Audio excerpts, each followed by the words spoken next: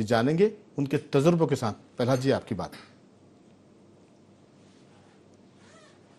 मैं पहली बार का विधायक हूँ, लेकिन जब पहली बार लोकसभा का सांसद बना, जैसे आपने कहा कि जिला सिवनी एक सीट होती थी, जो सिवनी जबलपुर की 3 विधानसभाएं और एक नरसिंहपुर जिले की विधानसभा बनाकर बनती थी, और वो उस समय देश की सबसे बड़ी भौगोलिक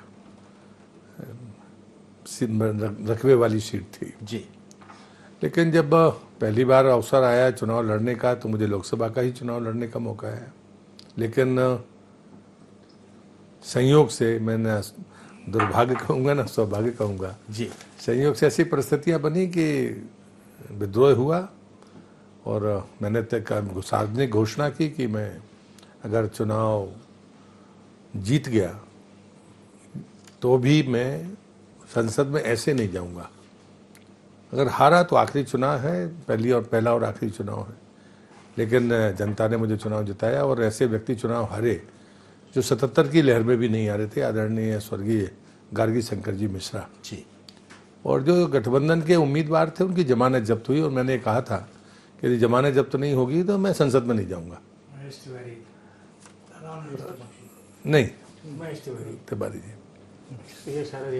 तो मुझे लगता है कि उसके बाद फिर परिस्थितियाँ ऐसी आई, मुझे भोपाल बुलाया गया और मुझे कहा गया कि माफ़ीनामा लिखना है। तो मैंने, माननीय कैलाश जी जोशी हमारे नेता थे जी, हमने माफ़ीनामा लिखने से इनकार कर दिया कि मैं मेंबरशिप की सदस्यता से इस्तीफा दे सकता हूँ। मैंने शपथ नहीं ली है लोकसभा की, कभी कोई जनप्रतिनिधि भी नहीं बना, पहली बार लोकसभा का सांसद बना हूँ, तो मैं इस्तीफा दे सकता हूँ लोकसभा से, लेकिन मैं माफ़ी नहीं मांग सकता क्योंकि मेरी गलती नहीं है। ये जद्दोजहद चल रहा था, तभी अटल जी का टेलीग्राम आ गया संसदीय दल की बैठक में बुलाने के लिए। अंतोगत्वा उस विस्तार में मैं नहीं जाऊंगा, हम सब भावुक थे जी। माननीय कैलाश जी ने भी पटवा जी को मना कर दिया कि मैं ये पाप नहीं कर सकता, और हमको साथ को लेकर हमको वो दिल्ली चले गए जी।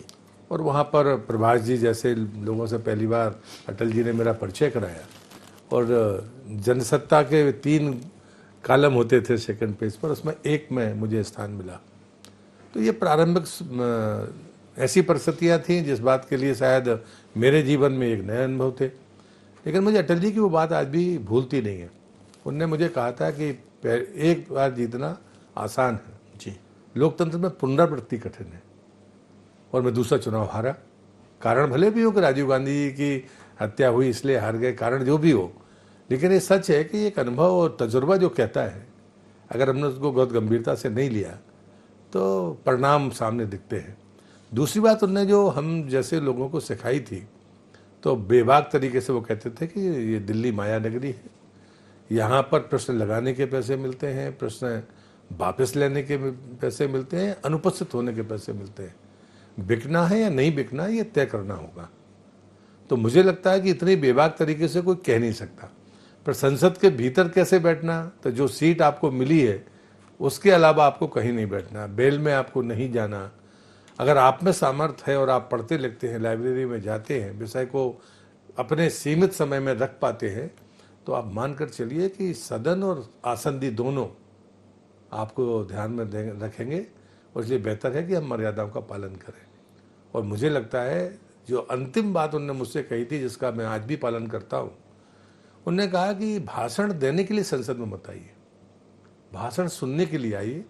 जो संसद में बैठे हुए लोग हैं उतने ही वोटों के बीच में वो भी चुनकर आए, उनके पास भी कुछ होगा जो तुम्हारे दिमाग में नहीं होगा, लेकिन शायद दिन भर में एक लाइन या एक शब्द भी आपको मिल गया तो ये आपको बहुत धनाढ़ बनाएगा। और संवाद में विश्वास करिए, किसी को शत्रु मत मानिए। ये ऐसी मोटी चीज़ें थी जिनको मैंने, जब मैं पहली बार विधानसभा में आया तो मैंने अपने प्रारंभिक भाषण में कमोबेश बहुत सारी बातों को मैंने जिम्मेदारी के साथ सदैव अटल जी को कोट करते हुए कहा था। मैंने कहा ये मेरा तजुर्बा नहीं, मेरा तो तजुर्बा उनके बताए रास्ते का तजुर्बा है, लेकिन जो चीज़ें मुझे सिखाई वो सदैव अटल बिहारी वाजपेयी ने सिखाई। इसलिए स्वाभाविक है कि वो हमारे गार्जियन थे, हमारे गुरु थे, और मैं नहीं मानता कि मैं अकेला ये दावा करता हूँ। हज़ारों लाखों लोग ऐसे होंगे जो सदैव अटल जी को इस श्रेणी से भी ऊपर रखते होंगे। बिल्कुल। दरअसल 25 दिसंबर को अटल जी का जन्म शती समारोह भी देश मना रहा है, बीजेपी मना रही है।